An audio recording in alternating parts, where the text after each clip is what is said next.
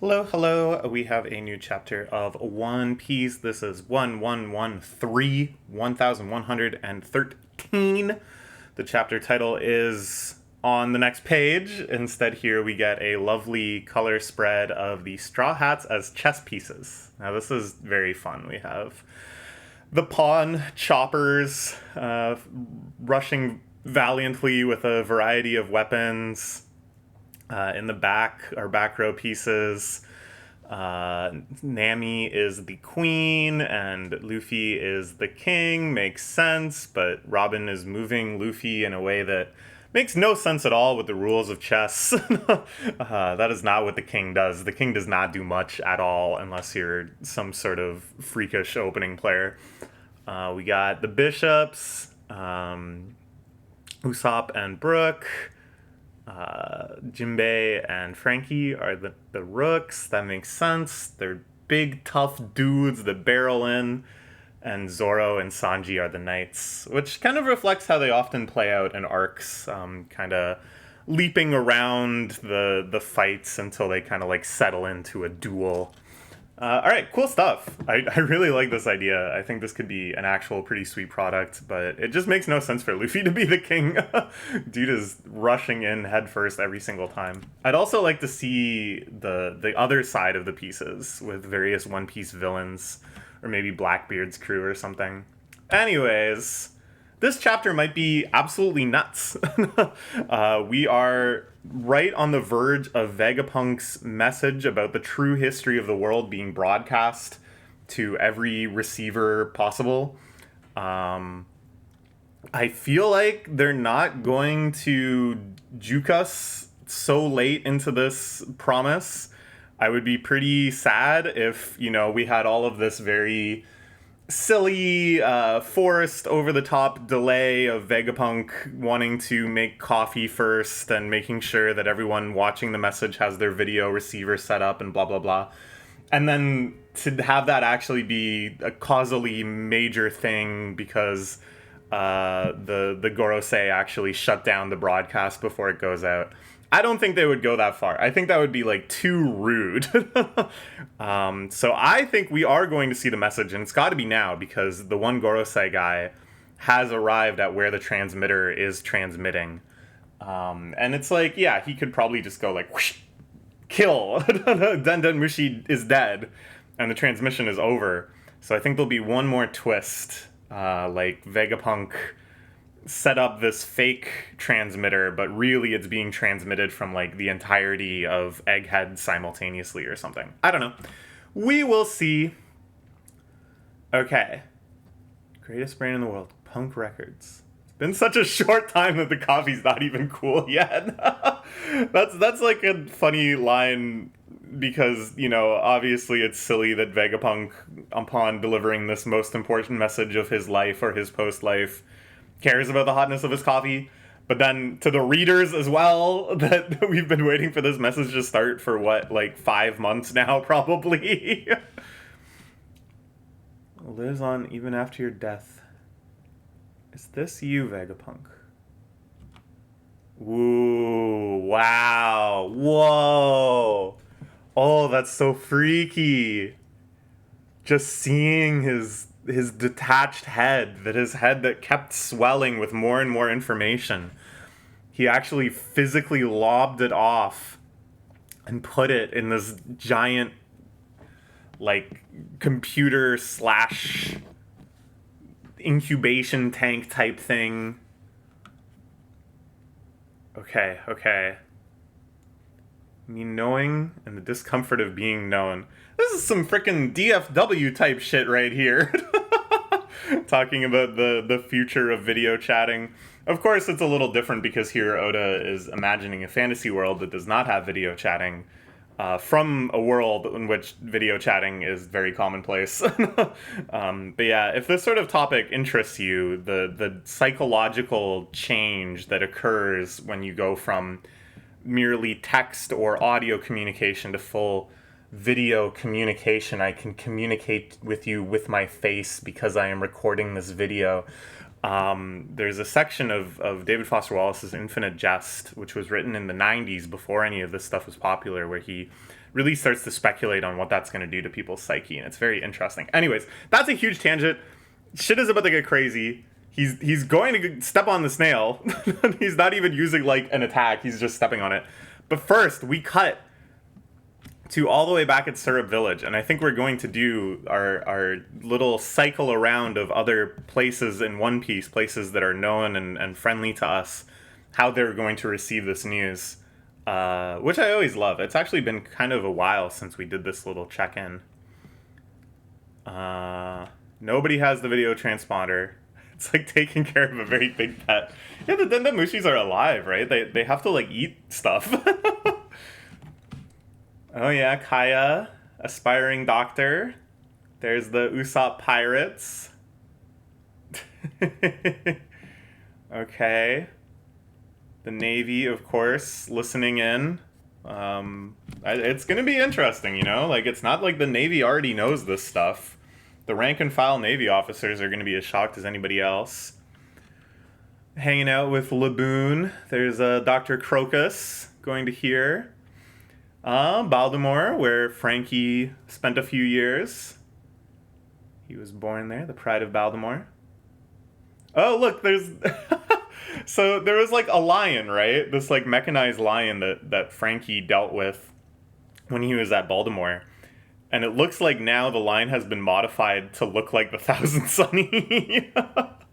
That's Frankie's little touch, I guess. The Nightmare of Baltimore. That was Frankie, and he's a ship now. I think they've misunderstood some things, but that's okay. Been decades since I saw Vegapunk.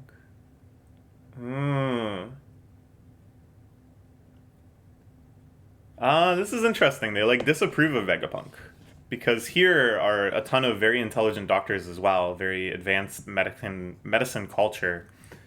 But they only want to live in peace. They only want a world of equality and compassion. So they disapprove that Vegapunk has made such terrifying weapons. Interesting. But they do have the Dendamushi. Oh, the Pirate Island, where we just recently saw the crazy confrontation between Blackbeard pirates and Kobe and Garp and everybody. Still kind of unclear how exactly that shook out. It looks like Garp might be down for the count, but we don't really know the fate of everybody else. I guess they're back to business of trying to kill each other all the time. Okay, we see a few more spots. Back to Egghead. Just a regular transponder. So this one was just broadcasting the message. It's nice that he removed the cap and realized it was a fake and didn't just kill it. He's not overly cruel to the Dendamushi. Okay, he starts freaking out. Let's get this message started. Okay, it's time. It's about to happen. Everybody, it's so cool because like we're emotionally synced up with like every friggin' character in the entire world of One Piece, you know? We're also so eager to hear this message. We're so hyped up after months of waiting. Very important man's about to tell us something. I like this, you know, we check in on characters we know, but then we also just kind of see places we don't recognize. These little mountainous, nomadic-looking people camping out. I don't know. It's like it just really speaks to the expansiveness of the whole world of One Piece. There's like all these islands and civilizations and peoples that we might never really get to see, but they're all connected. They're all out there. Robust security system to prevent the transmission from being stopped. Ooh, York claims that he had carried on Ohara's research. Okay, so what could be in this? Let's speculate a little bit. Because, like, what would be in this that Vegapunk didn't just tell the Straw Hats immediately? It's not like he was being overly cagey with them. Not that they really had the leisure to sit down and have a full expansive chat, obviously, because, you know, everything else that's going on. So it could be that this transmission is stuff that we already know. It's stuff that Vegapunk told the Straw Hats. I'm trying to remember like what exactly he left unsaid that he implied that he knew versus like, oh, if you go to Elbath and talk to Saul, they've made more progress and stuff, and these are things that are still open questions. Like, we don't really know what the deal with this robot is, just that it's from this ancient kingdom.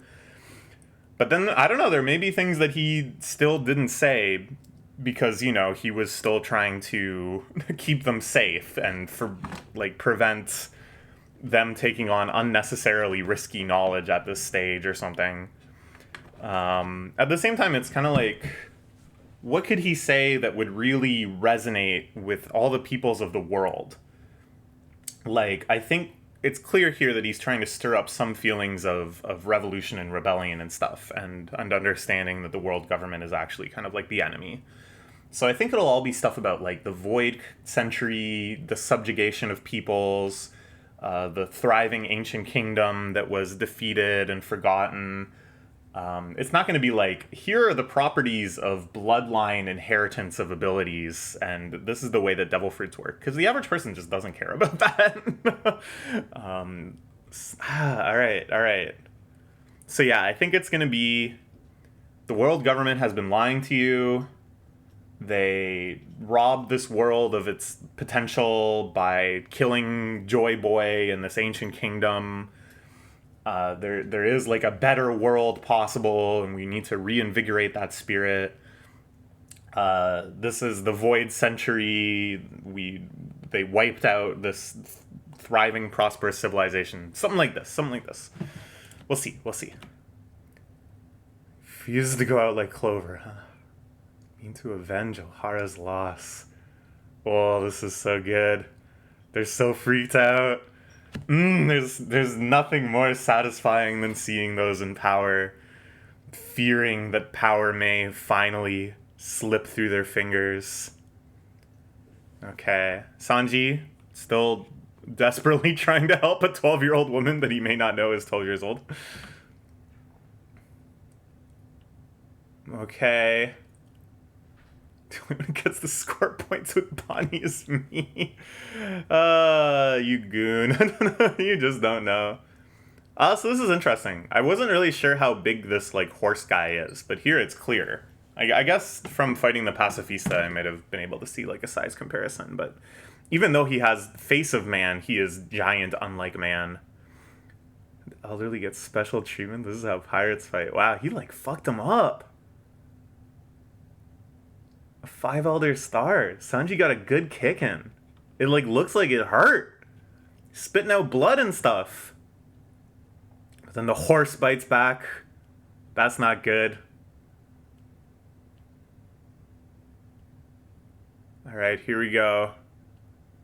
This is so crazy, because we're getting the message interspersed with some of the most high-level, intense fighting. Giants versus 5 Elder Stars, Straw Hats in the mix.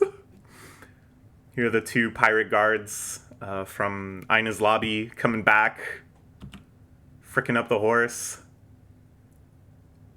Giant-like future. Let's go, Bonnie. Therefore, whether I'm arrested or executed, I shall program this message to be broadcast when my heart stops beating. Vegapunk is already dead. Oh, everybody freaking out. Morgan's freaking out because he can't sell papers. Here trying to drag you off. Yeah, here you can see Caesar and Judge Vinsmoke, their renegade science team, trying to topple Vegapunk's scientific superiority. Whoever may have rendered their judgment upon me, I am not trying to convince you that their intent is evil. Not apply the labels of good and evil at all, in fact. I understand too little about him to begin with. Okay, meanwhile, this is like such a contrast because in some senses the situation at Egghead is becoming very dire. there are all of these fights unfolding everywhere around the island with the 5 Elder Stars, and it's like I don't have the high hopes that most of them are winnable for Team Good Guys.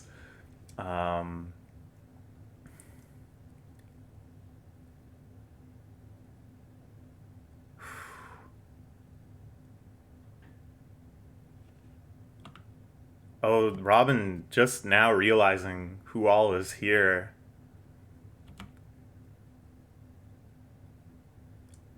Okay. This ragtag bunch. Here you see Zeus coming out. Everybody doing their best. Brooke gets a clean slash through a leg. But to tell you, so preposterous you might even burst into laughter. No unique signals. York trying to figure out where the actual broadcast. Okay, we got like 2 pages left. Is there time for one big bombshell? All have the right to know.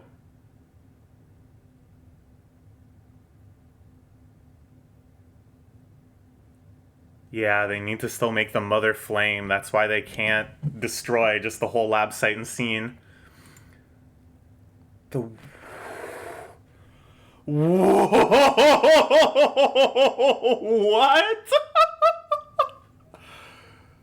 The world as we know it will sink into the sea. Some of this is real. Actually, all of this is real. One Piece is a global warming analogy. Oh. So... Whoa.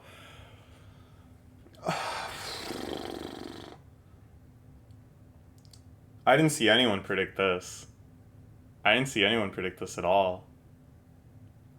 Okay, so it's like the world government and the elders and stuff, the celestial dragons and everybody, are holding up on the top of the red line because that's the highest thing in the world and everything else will sink. And the reason they keep trying to persecute the fishmen and destroyed fishman civilization is because they want to have total domain of the earth and just have the seas empty of sentient creatures. And they alone will survive this apocalyptic sea level rising. Okay. But then it's like you gotta reevaluate like every aspect of world building and lore with the facts that this is happening and that the world elders knew about this. God, Oda is so based. This is literally what's happening in the real world. we're surrounded by oceans that are just going up and up and up and up at an exponential rate. And ice that is melting at an exponential rate. And I think it's amazing that the most popular manga that has ever been made is staking its apocalyptic final arc on the idea that just like the real world, all of land is going to sink beneath the ever-warming seas. This is amazing.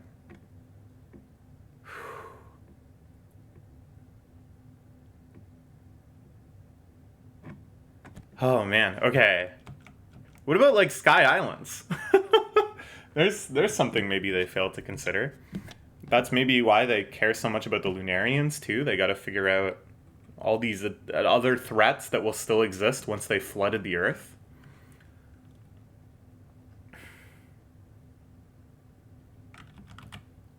Wow.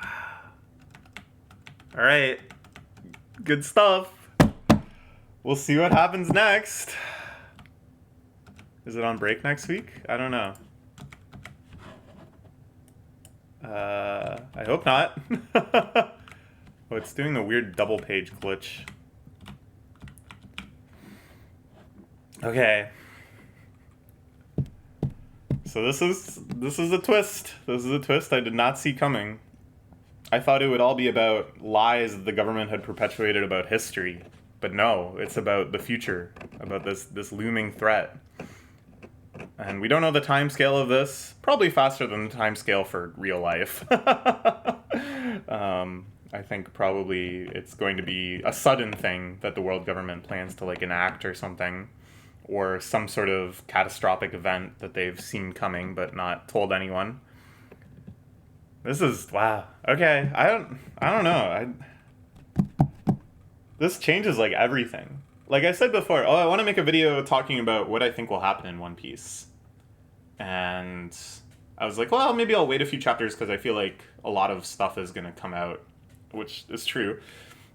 But in my mind, I was like, well, I kind of know what those things will be. So I already was thinking a lot about, what do I think will happen? What do I think upcoming arcs will be? What do I think the answers to big mysteries will be? Blah, blah, blah.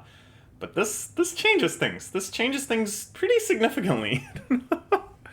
God, after 1,113 chapters, it's still freaking keeping us on our toes. All right. That's all for now. We'll get back into it next time. See ya.